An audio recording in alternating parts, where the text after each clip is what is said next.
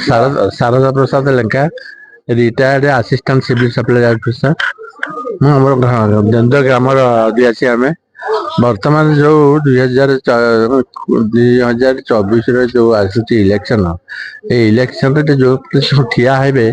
से आम देखू जो मैंने योग्य प्रार्थी से आम मैंने भोट देवु योग्य प्रार्थी माने डेवलपमेंट काम एरिया जो मैंने करेंगे से मैंने लोक देखिक आम देवु तीन दल भितर केवल बीजेडी कैंडिडेट डिक्लेयर है बीजेपी कांग्रेस कांग्रेस पाऊना कैंडिडेट पाऊना से प्राय डिक्लेयर करेंगे नहीं जहाँ बर्तमान नवीन पट्टनायक जो विकास धारा से विकास धारा समस्ते उत्फुल्लित भोट दवापाई ये राजी होनु मु विश्वास कर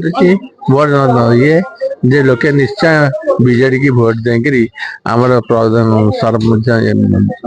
प्रशांत मुदुल के जययुक्त करेंगे।